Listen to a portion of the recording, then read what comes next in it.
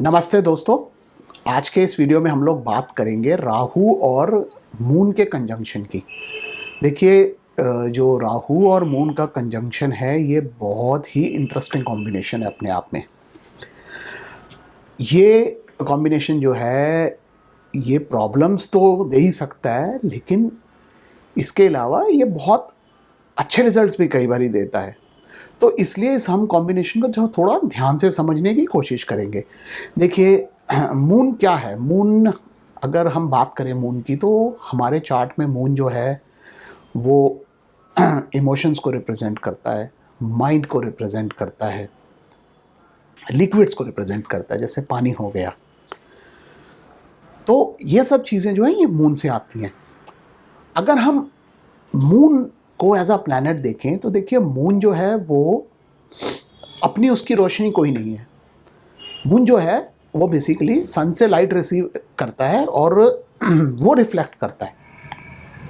तो जो सन है वो आत्मा कारक है, यानी कि वो सोल को रिप्रेजेंट करता है कुंडली में, और मून जो है वो माइंड है। तो जो बेसिकली लाइट हमारे को सोल से आ रही है वो मून किसी भी चार्ट के अंदर रिप्रेजेंट को करता है।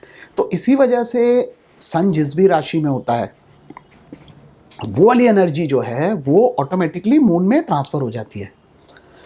तो हमारे को जब भी मून को स्टडी करना है तो हमें सन की पोजीशन हमेशा देखनी चाहिए।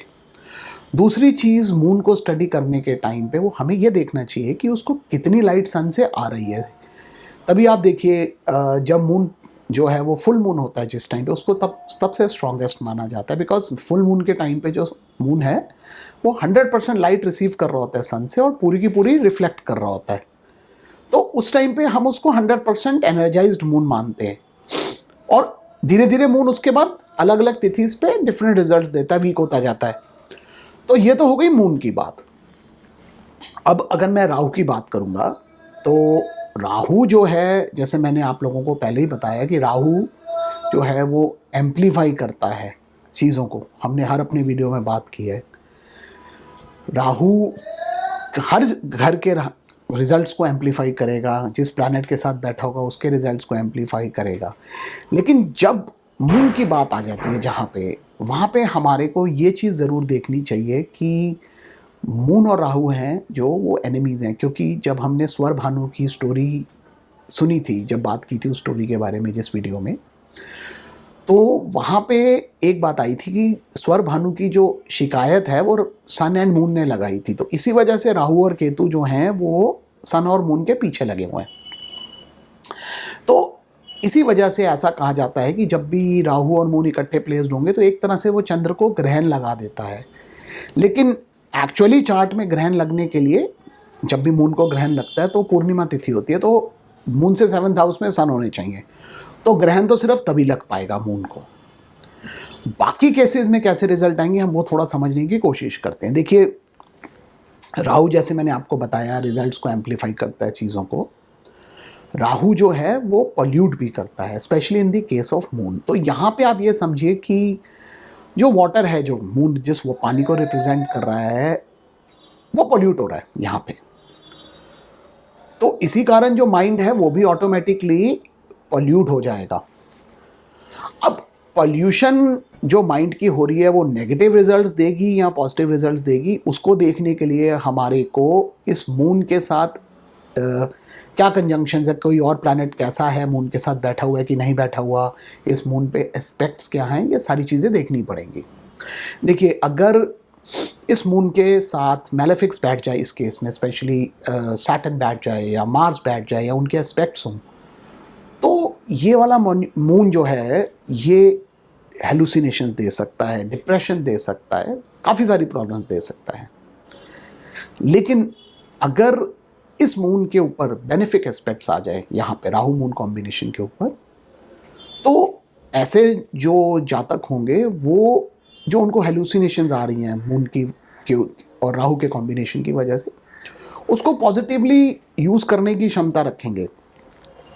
ये राहु मून का जो कॉम्बिनेशन है ये आपको फिक्शन राइटर्स की कुंडली में भी मिल सकता है, बिकॉज उन लोगों का एक जो यूनिवर्स के साथ कनेक्ट है वो बहुत स्ट्रांग हो जाता है। बिकॉज राहु जो है वो आप ये समझिए इनर वर्ल्ड को रिप्रेजेंट करता है, डीपर रियल्म्स जो हैं यूनिवर्स के, उनके साथ कनेक्ट होने की क्षमता दे सकता है इस चंद्रमा को।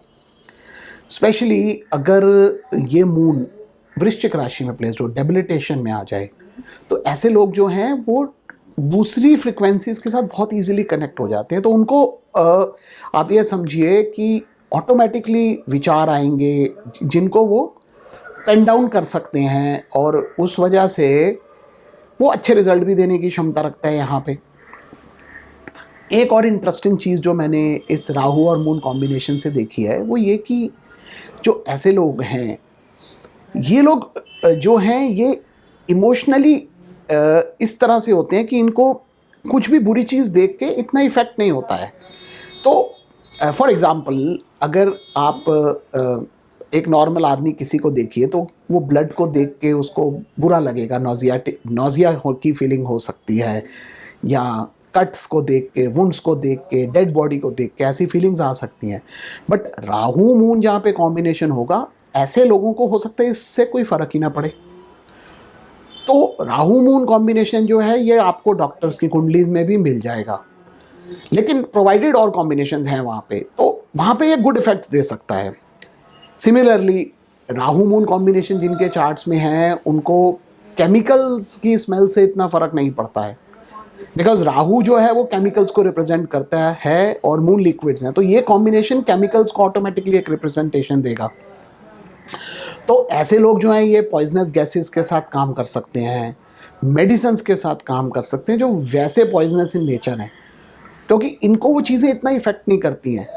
तो अगेन ये कॉम्बिनेशन जो है ये आपको केमिस्ट्स जो होते हैं, जो लैब्स में काम करते हैं, रिसर्च में होते हैं, उनकी कुंडली में भी मिल जाएगा और वहाँ पे भी आपको काफ़ी पॉजिटिव रिजल्ट्स देता है। तो इस तरह के प्रोफेशंस जहाँ पे भी हों, अगर ये राहु मून कॉम्बिनेशन 10th के साथ जुड़ जाता है तो ऐसे प्रोफेशंस ये कॉम्बिनेशन दे सकता है। एक और चीज़ है, अगर ये कॉम्बिनेशन जैसे मैंने आपको बताया मैलेफिक्स के साथ हो, तो ये आदमी को आप ये समझिए कि एडिक्शंस भी दे सकता है, ड्रग्स की एडिक्शंस दे सकता है, अल्कोहल की एडिक्शन दे सकता है। तो इसी वजह से मैंने आप लोगों को ये बताया कि ये बहुत ही इंटरेस्टिंग कॉम्बिनेशन है और हमें बड़े ध्यान से देखना चाहिए इसको। एकदम से देख के ऐसे नहीं बोल देना चाहिए कि अरे ये तो डिप्रेशन देगा या हेलुसिनेशन देगा, क्योंकि ज़रूरी नहीं है कि ये हमेशा नेगेटिव ही हो, क्योंकि राहु यहाँ पे मून को एम्पलीफाई भी करेगा। ऐसा नहीं है कि मून को वीक कर रहा है, उसकी अपनी एनर्जी को एम्पलीफाई भी कर रहा है। तो बहुत ही ध्यान से इसको स्टडी कीजिए हमेशा, क्योंकि इसके अंदर हम काफ़ी पॉजिटिव रिजल्ट्स भी देख सकते हैं।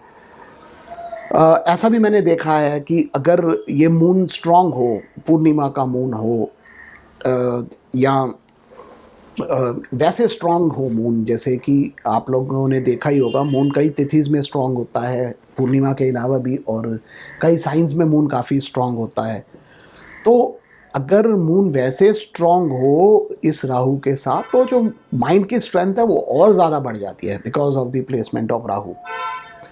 तो इसलिए इस कॉम्बिनेशन को मैं बुरा नहीं कहूँगा। मेरे हिसाब से जो मैंने देखा है जनरली ये कॉम्बिनेशन अच्छे रिजल्ट देता है। मेरे अपने एक्सपीरियंस में मैंने देखा है जो केतु मून कॉम्बिनेशन है वो ज़्यादा ख़राब होता है इंस्टेड ऑफ राहु मून।